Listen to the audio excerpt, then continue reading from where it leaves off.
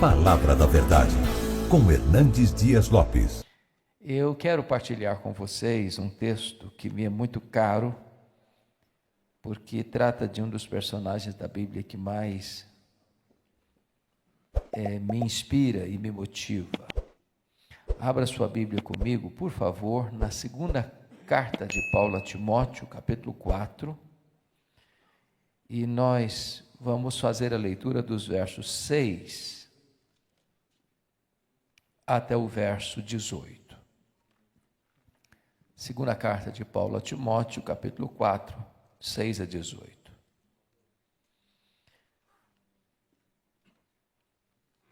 Paulo escreve assim: quanto a mim, já estou sendo oferecido por libação, e o tempo da minha partida é chegado. Combati o bom combate, completei a carreira, guardei a fé. Já agora a coroa da justiça me está guardada, a qual o Senhor reto juiz me dará naquele dia, e não apenas a mim, mas a todos quantos amam a sua vinda. Procura vir ter comigo depressa, porque Demas, tendo amado o presente século, me abandonou e foi para Tessalônica. Crescente foi para a Galácia, Tito para a Dalmácia. Somente Lucas está comigo. Toma contigo Marcos e traze-o, pois me é útil para o ministério. Quanto a Tíquico, mandei-o até Éfeso. Quando vieres, traz a capa que deixei em Trode, na casa de Carpo, bem como os livros, especialmente os pergaminhos. Alexandre, o latoeiro, causou-me muitos males. O Senhor lhe dará paga segundo as suas obras. Tu guarda-te também dele, porque resistiu fortemente às nossas palavras. Na minha primeira defesa, ninguém foi a meu favor, mas todos me abandonaram. Que isso não lhe seja posto em conta. Mas o Senhor me assistiu e me revestiu de forças, para que por meu intermédio a pregação fosse plenamente cumprida e todos os gentios ouvissem, e fui libertado da boca do leão. O Senhor me livrará também de toda obra maligna, e me levará salvo para o seu reino celestial. A Ele glória pelos séculos dos séculos. Amém. Meus amados, todos vocês sabem que Paulo esteve preso 2 vezes em Roma. A primeira prisão nos anos 61, 62, a segunda prisão nos anos 66, 67. Na primeira prisão, Paulo tinha determinadas regalias, ele estava numa espécie de casa alugada, uma espécie de prisão domiciliar. Na segunda prisão, ele foi jogado na masmorra mamertina, um lugar úmido, frio, insalubre, mal cheiroso, de onde as pessoas saíam leprosas ou para o martírio. Na primeira prisão, quem estava por trás orquestrando contra ele eram os seus irmãos, os judeus. Na segunda prisão, quem estava por trás, maquinando contra ele, era a pesada máquina do Império Romano. Na primeira prisão, ele orou para sair, pediu oração para sair, e de fato saiu. Na segunda prisão, ele sequer pede oração para sair, porque ao escrever essa carta, ele já estava sentenciado à pena de morte, no corredor da morte, aguardando o dia da sua execução. Na primeira prisão, ele foi preso como um pregador, como um apóstolo. Na segunda prisão, ele foi preso sob a acusação pesada de ser um criminoso, um bandido, um malfeitor. Talvez você pergunte, por que Paulo foi preso pela segunda vez em Roma? O que aconteceu? Eu acho que todos têm ciência disso, que no dia 17 de julho do ano 64, uma tragédia aconteceu. A maior cidade do mundo, a conhecida cidade eterna, a capital do império, Roma, com mais de 1 milhão de habitantes, foi criminosamente incendiada. Não foi um acidente, foi proposital. E Nero, o então imperador, assistia o horrendo espetáculo do alto da torre de Mecenas, vestido de ator, tangendo a sua lira. Ele, certamente, o responsável por aquela tragédia.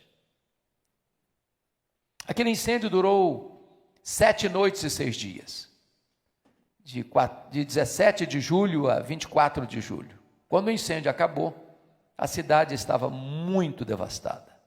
Dos 14 bairros de Roma, 10 deles tinham sido atingidos fortemente pelas chamas.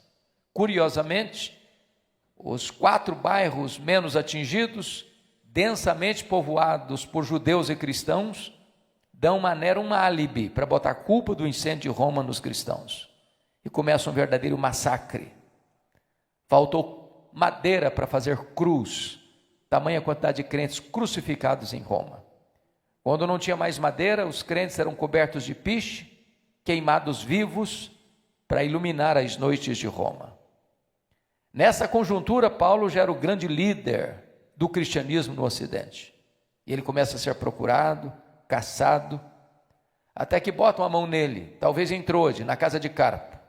Não deu sequer para pegar seus objetos pessoais, sua capa, seus livros, ou as cópias das escrituras, os pergaminhos. E agora ele é jogado nessa masmorra fétida, úmida, insalubre, de onde as pessoas são leprosas, ou para o martírio, a masmorra mamertina. Talvez você pergunte ainda, o que isso provocou na alma deste velho apóstolo? E ele compartilha conosco o que aconteceu. Confira comigo aí, por favor, capítulo 2, verso 9, desta carta, quando ele diz assim: Timóteo, pelo evangelho eu estou sofrendo até algemas como malfeitor. Irmãos, pensem comigo um pouquinho sobre os fake news da época. Imagine as conversas de bastidores, nas esquinas. Está sabendo a última? Qual? Aquele famoso pregador, aquele apóstolo, aquele homem que viajava pelo mundo afora pregando, fazendo milagres, está preso, é um bandido, é um criminoso, é um malfeitor, estava por trás do incêndio de Roma. E se a mesma coisa subir no alto de uma montanha, soltar um saco de penas, não se recolhe todas mais. Estão destruindo aquilo que ele tinha de mais precioso, seu caráter, sua honra, seu nome, sua reputação. Imagina o estrago que isso produz na alma de um homem, sem poder se defender. O segundo efeito que isso produziu está aí no capítulo 1, versículo 15, confira comigo, quando ele diz assim: Timóteo, estás ciente de que todos os da Ásia me abandonaram. Quem são esses da Ásia? São os frutos do seu ministério, são os seus filhos na fé, são aquelas pessoas que ele ganhou para Cristo em Éfeso, ou indiretamente nas igrejas que foram plantadas por influência do seu ministério, em Esmirna, em Pérgamo, em Tiatira, em Sardes, em Filadélfia, em Laodiceia, em Colossos, em Hierápolis. Gente que conhecia Paulo, sabia da honra e da hombridade desse velho apóstolo, mas em virtude da perseguição se acovardaram e todos, sem exceção, o abandonaram. Você já imaginou o que é ser abandonado por alguém que você ganhou para Cristo? Na hora que você mais precisa de ajuda, as pessoas viram as costas para você?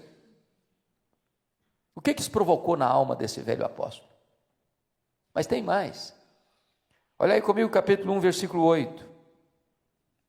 Paulo diz: Timóteo, não te envergonhes, portanto, do testemunho de nosso Senhor, nem do seu encarcerado, que sou eu. Talvez nada mexeu mais com Paulo que isso aqui. Quem era Timóteo? O seu mais próximo colaborador. Até Timóteo está com vergonha de Paulo. Até Timóteo está constrangido em dizer: não, esse homem eu conheço, esse homem é meu pai na fé, esse homem é um homem honrado, esse homem não é um bandido, esse homem não é um malfeitor, esse é um homem de Deus. Timóteo está constrangido, está com vergonha. Mas tem mais. Olha o capítulo 4, verso 16. Todos vocês sabem que o direito romano é estudado até hoje nas melhores universidades de direito do mundo. Mesmo Paulo, estando debaixo de uma acusação tão grave, ser o líder dos incendiários de Roma, ele teve direito de defesa. Marcaram uma audiência, chamada de primeira defesa, para Paulo apresentar suas testemunhas. E eu imagino que Paulo vai para essa audiência na convicção de que vai ter muita gente para defendê-lo. E olha o que aconteceu. 4,16. Na minha primeira defesa, ninguém foi a meu favor, antes todos me abandonaram. Paulo foi abandonado à sua própria sorte. As pessoas não compareceram lá, não é porque ficaram em dúvida da data da audiência, não, ou porque o trânsito de Roma estava congestionado, não. Deliberadamente eles não foram lá. Deixaram Paulo, viraram as costas para ele, o abandonaram. E Paulo então é julgado como que a revelia, sem qualquer testemunha a seu favor, e sentenciado à pena de morte. Ele está no corredor da morte, ele está aguardando o dia da sua execução. E a pergunta que eu faço a vocês nesta manhã é esta: o que é que um homem nessa circunstância ainda tem a dizer para encorajar a você e a mim, nesse dia 2 de junho de 2022? Velho, pobre, doente, cheio de cicatrizes, abandonado, acusado injustamente, condenado à revelia, condenado à pena de morte, no corredor da morte, aguardando o dia da sua execução. O que é que uma pessoa nessa circunstância ainda tem a dizer para nós, para encorajar o nosso coração? Eu gostaria então de repartir com vocês alguns princípios que Paulo vai nos ensinar nesta manhã. O primeiro princípio está no versículo 9, confira comigo. Procura vir ter comigo depressa. O princípio por trás aqui é este: quando a crise chegar, e chega, tenha humildade de pedir ajuda, não fique sozinho. Irmãos amados, gente precisa de Deus, mas gente precisa de gente. Todos nós precisamos de um ombro amigo. Todos nós precisamos de alguém de confiança, para quem nós temos coragem de pedir ajuda e abrir o coração. Nós temos colegas de ministério, mas temos poucos amigos. Amigo é aquele para quem você abre o coração, sem medo de puxar o seu tapete. Amigo é aquele que confronta você em particular e defende você em público. Amigo é aquele que chega quando os outros já se foram. Amigo é aquele que não se aproxima buscando oferir vantagens, mas para oferecer ajuda. Para quem você abre o coração? Quem é a pessoa que você tem liberdade de dizer, na hora do maior aperto da sua vida, corra para cá, eu preciso de você do meu lado, eu preciso de um ombro amigo.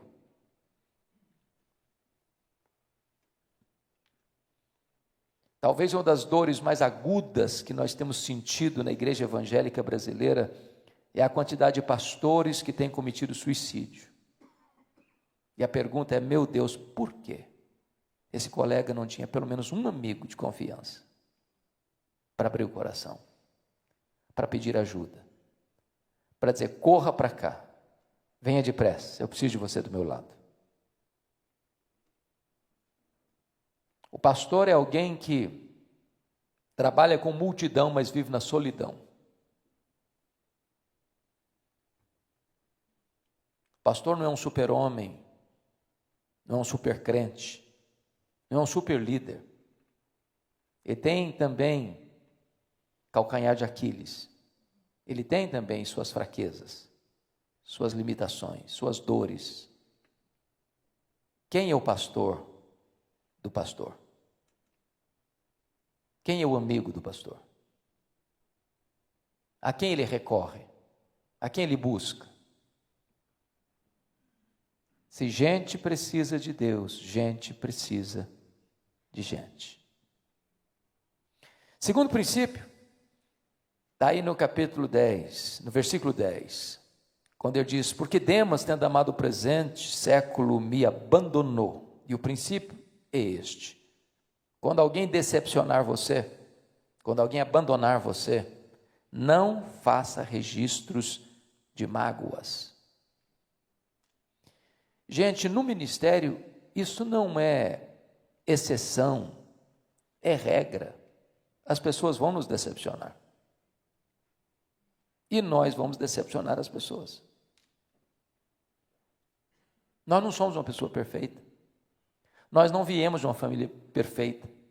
Nós não nos casamos com uma pessoa perfeita. Nós não temos filhos perfeitos. Nós não frequentamos uma igreja perfeita. Nós não pastoreamos uma igreja perfeita. Nós não somos um pastor perfeito. Logo, nós vamos ter motivos de queixas uns contra os outros. Se nós fizermos registros de mágoas, nós vamos perder a alegria, perder a paz, perder a saúde, perder o sono, perder o foco. A questão não é o que as pessoas fazem com você, a questão é como você reage a isso.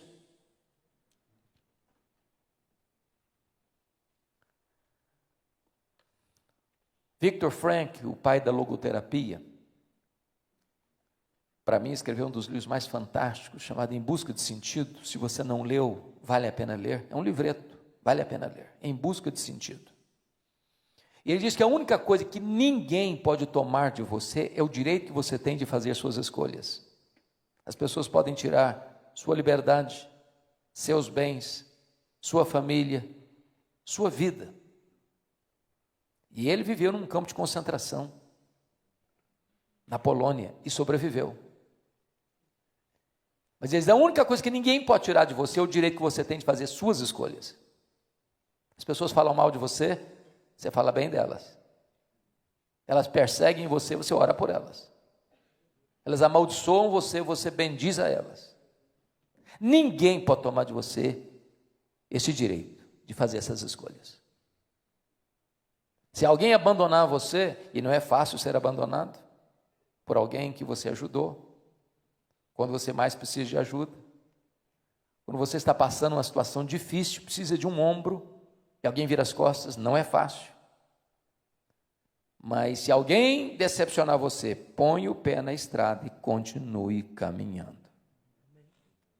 Se você parar e ruminar essa mágoa, isso vai azedar o seu coração, vai adoecer você, tirar você do foco. O terceiro princípio, meus irmãos, está no versículo 11. Toma contigo Marcos e traze-o, pois me é útil para o ministério. E para mim o princípio que está por trás aqui é este: quando você se lembrar que num dado momento da vida, você foi rude demais com alguém, volte lá, peça perdão, restaure esse relacionamento. Para eu entender o versículo 11, eu tenho que entender mais dois versículos. O primeiro deles é Atos 13:13. Esse Marcos aqui é o João Marcos, primo do Barnabé, auxiliar dos dois missionários quando saíram de Antioquia da Síria, na primeira viagem missionária. Diz a Bíblia que esse Marcos aqui, em Perge da Panfilha, abandona os dois missionários e retorna para a casa da sua mãe em Jerusalém. A pergunta é, por que ele voltou?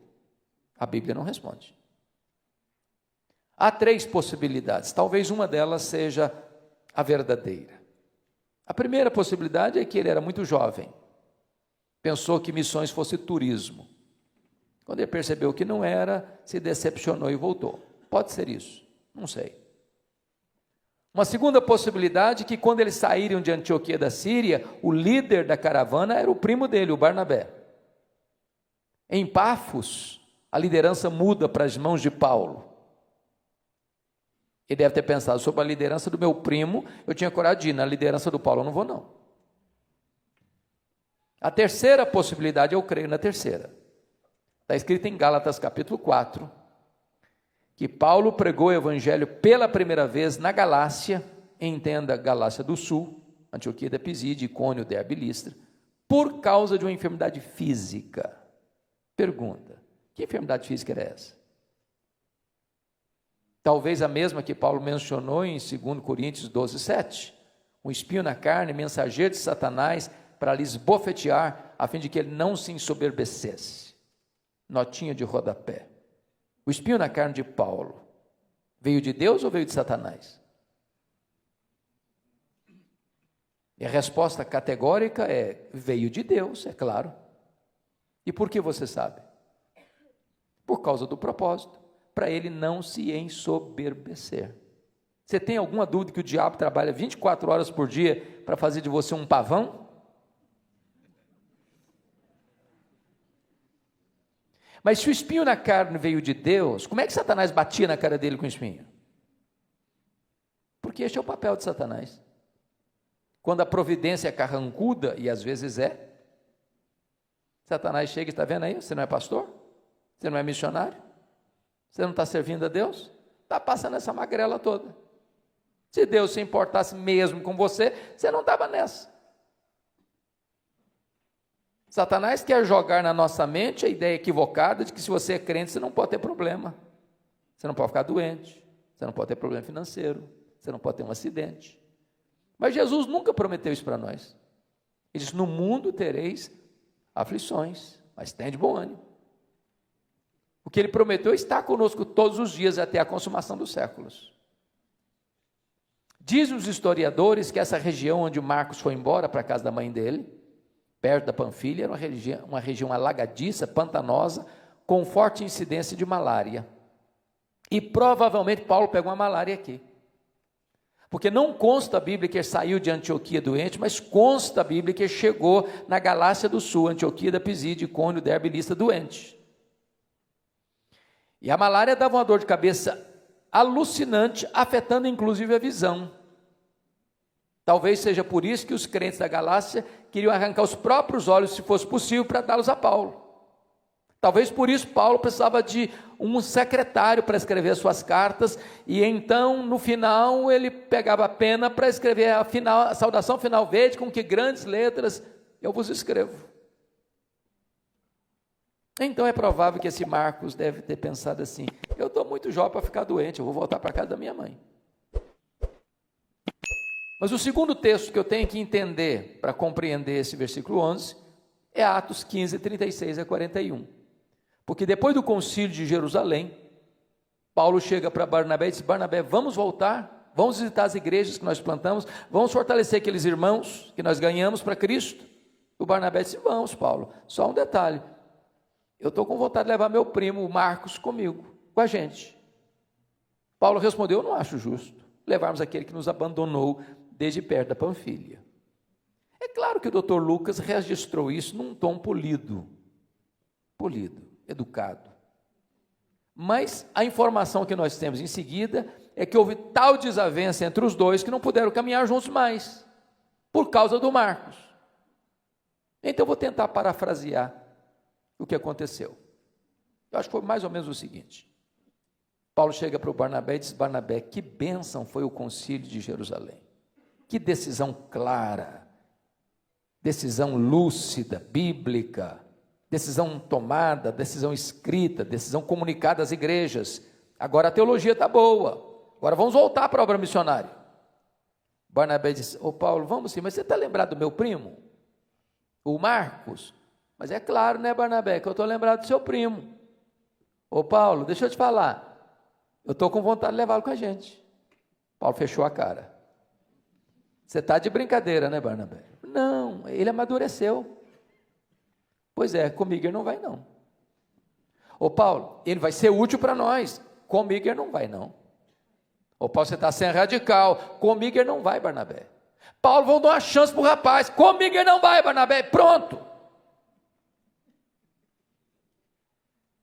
Os dois não caminharam juntos mais, por causa do Marcos. Agora, pense comigo se não tivesse um Barnabé na vida do Marcos. Já sentiu-se persona não grata alguma vez? Você já foi rejeitado por alguém alguma vez? Não, no meu jogo, no meu time você não joga não. Na minha equipe pastoral, never. Ó, você não, está arriscado no meu mapa. Errou uma vez, segunda não erra comigo não. Está fora.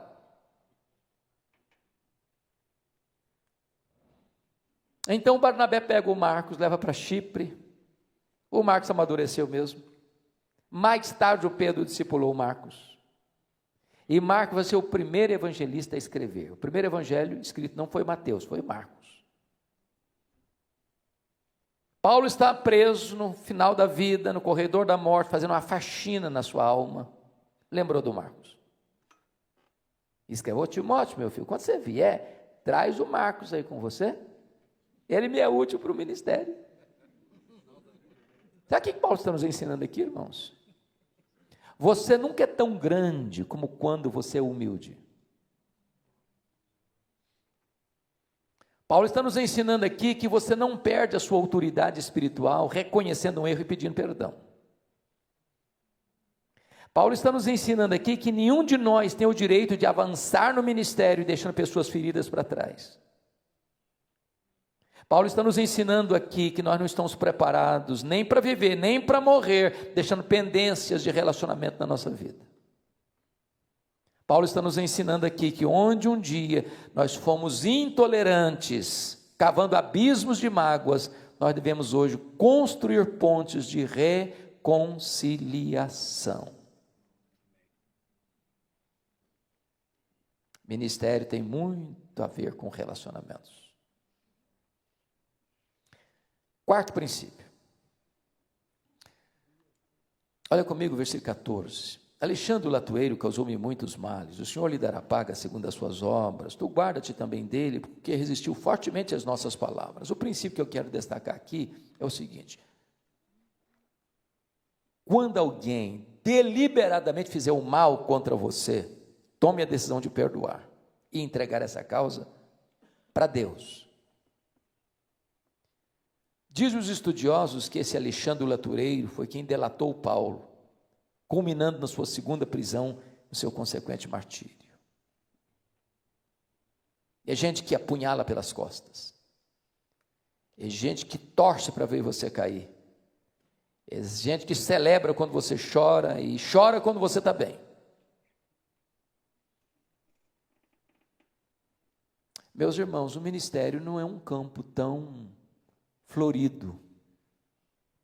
Nem sempre você encontra parceiros. Às vezes, no pastorado, algumas pessoas acham que nós estamos competindo uns com os outros.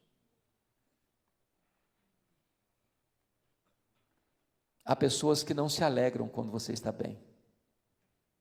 Há pessoas que não ficam felizes porque a sua igreja está crescendo. Há pessoas que até deliberadamente fazem o mal contra nós. E como é que você reage a isso? Dá o troco? Paga na mesma moeda? Se vinga? Aqui para nós, pastor não faz isso, né? Ou faz?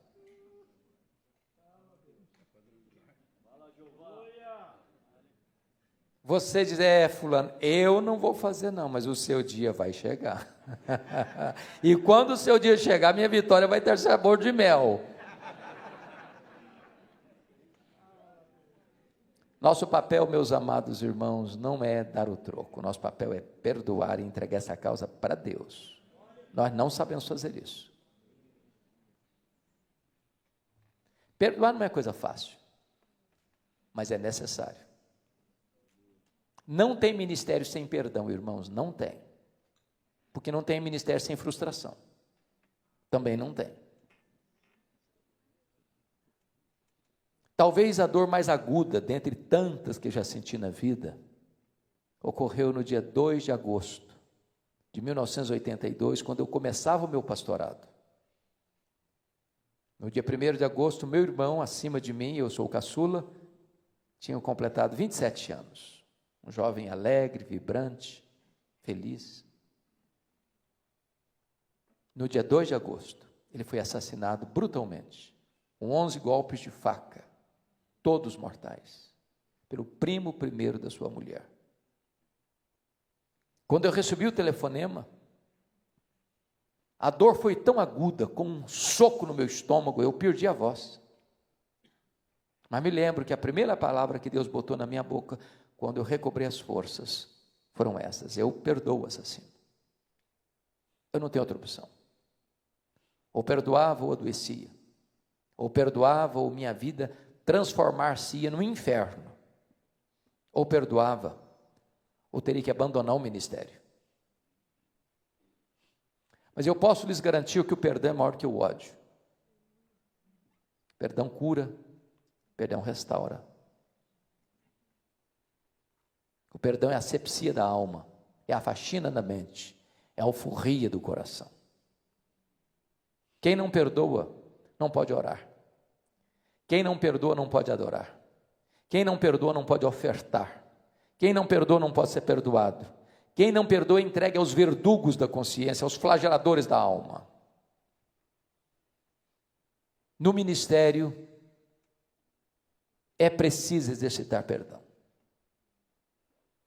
Porque no ministério, aqui, ali ou acolá, alguém vai fazer o mal contra nós deliberadamente.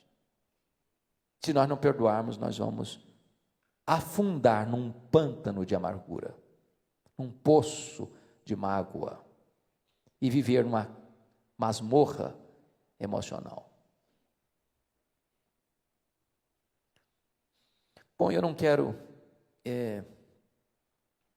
ser muito exaustivo, então vou só explorar mais 2 princípios para a gente encerrar. Confira comigo o verso 21, por favor. Apressa-te a vir antes do inverno.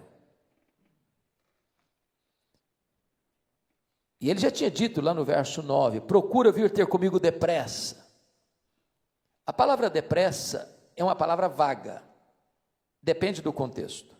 Eu não sei o que é depressa. Pode ser 1 minuto, 1 hora, 1 dia, 1 semana, 1 mês, eu não sei, depende do contexto. Então ele faz uma espécie de pós-scriptum no verso 21 e disse assim: Timóteo, quando eu disse para você vir ter comigo depressa, eu quis dizer, venha antes do inverno. Por quê? Porque nos 3 meses de inverno rigoroso, não se navegava com segurança. É só ler Atos 27 para constatar isso. Então ele está dizendo para o Timóteo o seguinte: ô meu filho, se você esperar os 3 meses do inverno passar para você vir, não precisa vir não. Eu já terei sido executado. Eu estou no corredor da morte. Então, se você quer vir estar comigo mesmo, venha antes do inverno. Então, o princípio que está por trás é este: há coisas na vida que ou você faz hoje, ou nunca mais você vai ter oportunidade de fazê-lo. No ministério, isso é tão importante. Há poucos dias, pastor Silas, eu fui informado de uma pessoa muito conhecida minha, e o pastor muito conhecido também. Uma ovelha ligou para o pastor. Disse assim: pastor, eu queria pedir ao senhor, para o senhor ir visitar meu avô. Ele foi hospitalizado agora, e ele está muito mal, e muito aflito, e pediu com muita insistência para o senhor ir lá orar com ele. O pastor respondeu: agora eu não posso não, amanhã cedo eu vou. Ô pastor, mas ele está precisando tanto, o senhor vai lá falar com ele e orar por ele. Hoje eu não vou não, amanhã cedo eu vou. No dia seguinte, bem cedo, o pastor pegou o telefonema, ligou para o ovelha, disse: que quarto mesmo, em que CTI está mesmo? Ô pastor, não precisa ir mais não, ele faleceu nessa noite. E eu imagino, me colocando no lugar desse pastor, que o mundo teria desabado sobre a minha cabeça. Há coisas que você não pode esperar. Ou você faz hoje, ou você não vai ter chance de fazer mais. Se Timóteo tivesse esperado os 3 meses de inverno passar para ir, e chegaria lá e falaria: cadê o Paulo? Não, Paulo não está mais aqui não, já foi executado.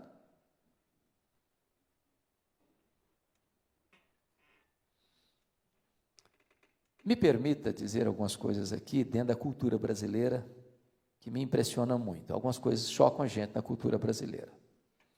Eu brinquei há poucos dias que acho que muitos de vocês aqui são pastor raiz.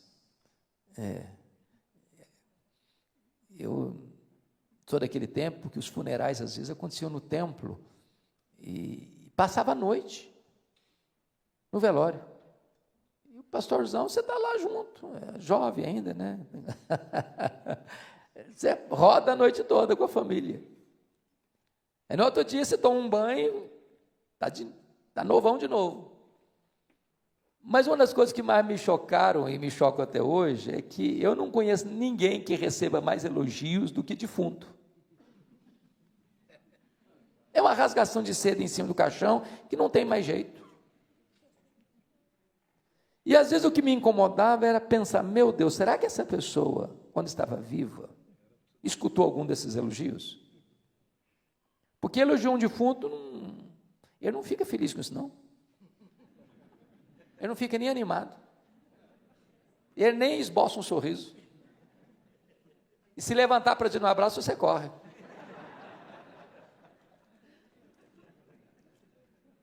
Eu conheço algumas pessoas muito espirituais que dizem, pastor, esse negócio de elogiar é um perigo. A pessoa vai ficar vaidosa. O que Deus proíbe é a hipocrisia. Mas um elogio certo, na hora certa, é uma bênção. A Bíblia está cheia de elogios. Sobretudo no contexto familiar, por exemplo, você lê lá em Provérbios 31, o maridão levantava e dizia para sua esposa assim, há muitas mulheres virtuosas, mas tu a todas sobrepujas. Ele não está falando isso para os amigos dele na sauna, não. Ele está falando olhando para ela.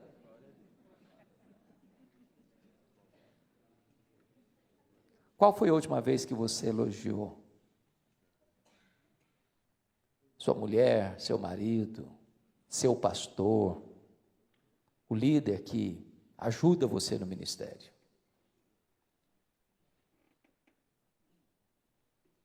Mas outra coisa que me choca na nossa cultura é que defunto recebe mais flores do que pessoas vivas. Dá para entender isso?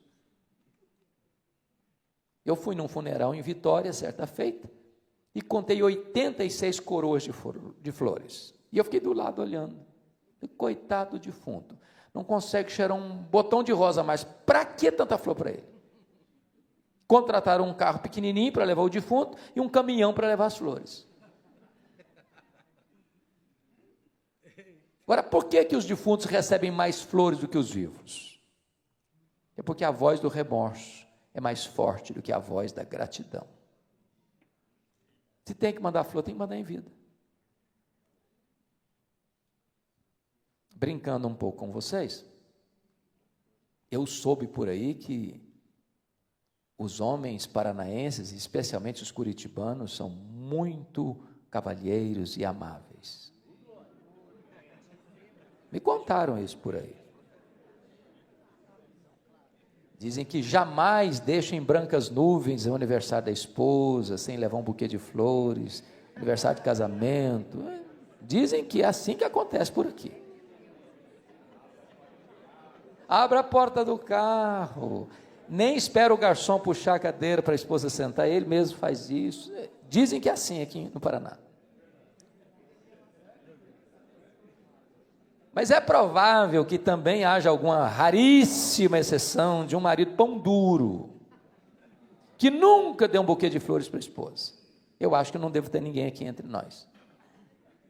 Mas me permita dizer a você, querida irmã, se esse é o seu raríssimo caso, se você for na frente, se você for na frente, e por ir na frente eu quero dizer você morrer primeiro, você que nunca ganhou um buquê vai ganhar uma coroa grande, e o cara nem vai pedir desconto na floricultura.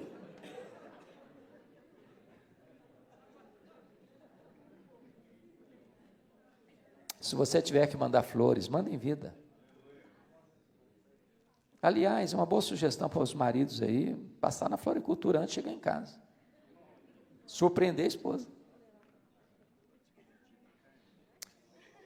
Procura vir ter comigo depressa, mas venha antes do inverno. Finalmente, veja o versículo 18, a parte B. A Ele glória pelos séculos dos séculos. Amém.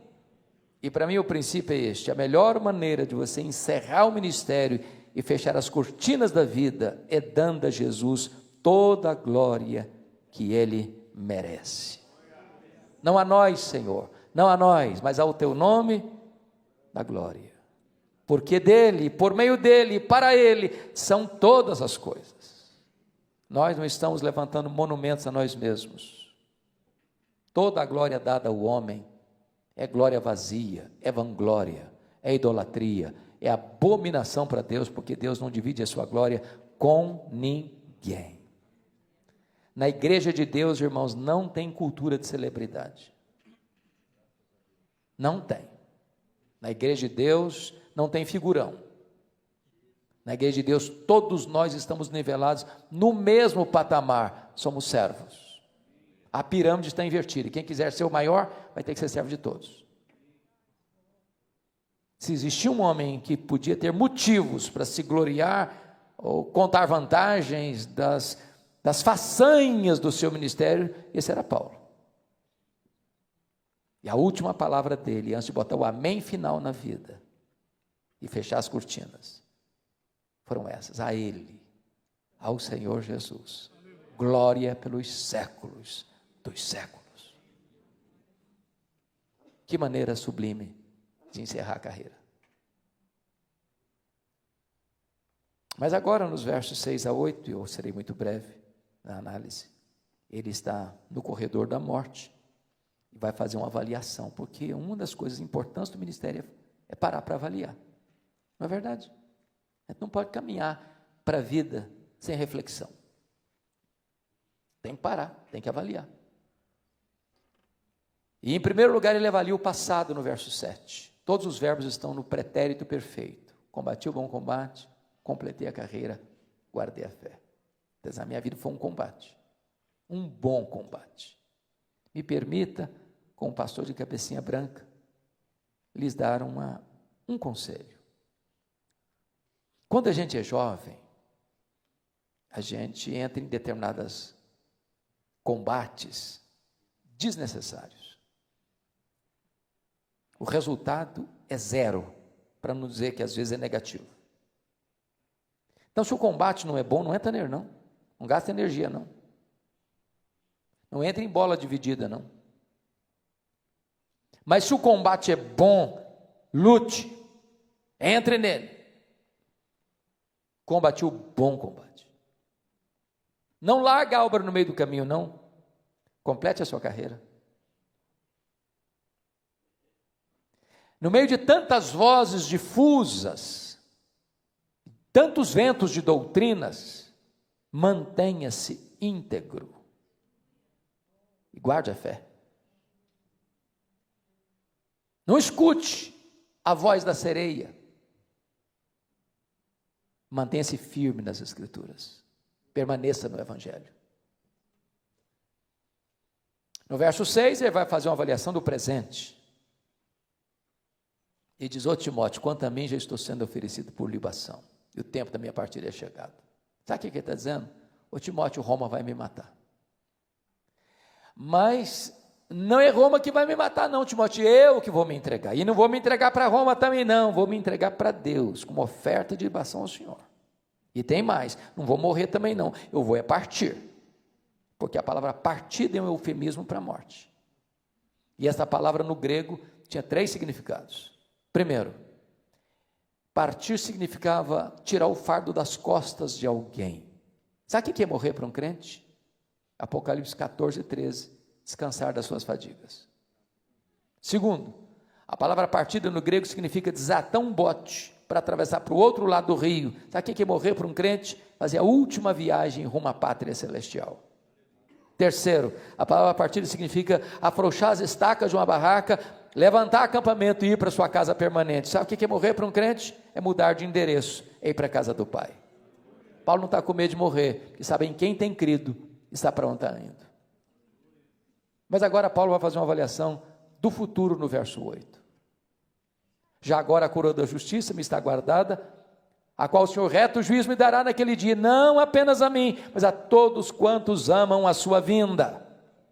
O que está dizendo para Timóteo é o seguinte: ô Timóteo, o juiz de Roma me condenou à pena de morte, me considerou culpado. Mas isso não me importa não, Timóteo. O que me importa de fato é que o reto juiz, diante de quem eu e todos terão que comparecer, já me justificou. Eu já não tenho mais nenhuma condenação, estou quites com a lei de Deus, estou quites com a justiça de Deus. Então, Timóteo, eu estou indo receber a coroa da justiça. E desta maneira, ele é levado para ser executado.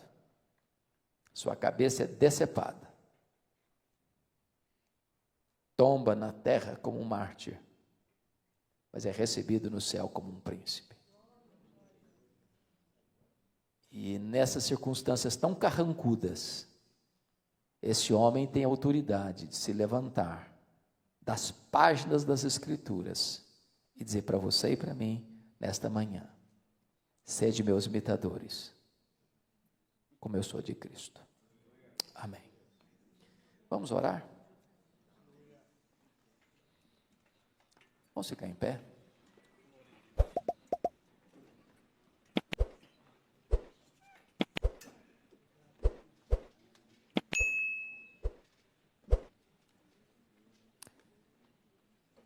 Deus amado,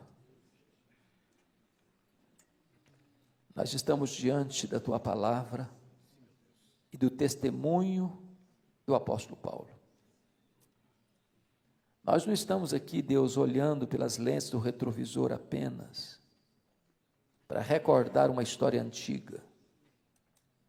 Nós estamos diante da Tua face, com as nossas lutas, com as nossas dores, com os nossos sonhos, com as nossas expectativas, com as nossas necessidades, precisando de que Tu nos visites nesta manhã, com graça, com poder.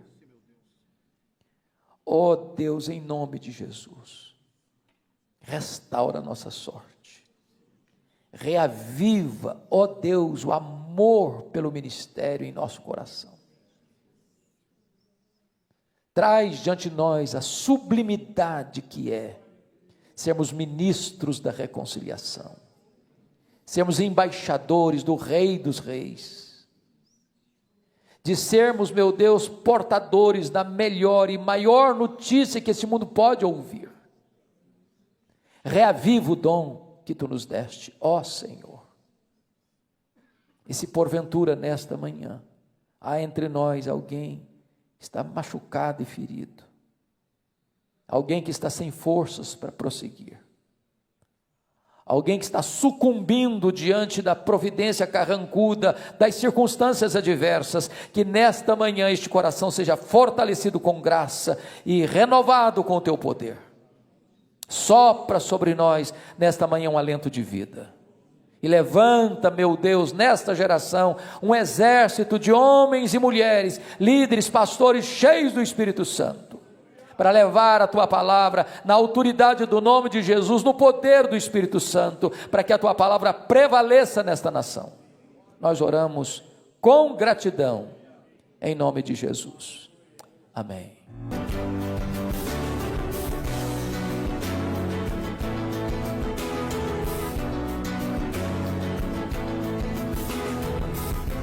Palavra da Verdade, com Hernandes Dias Lopes.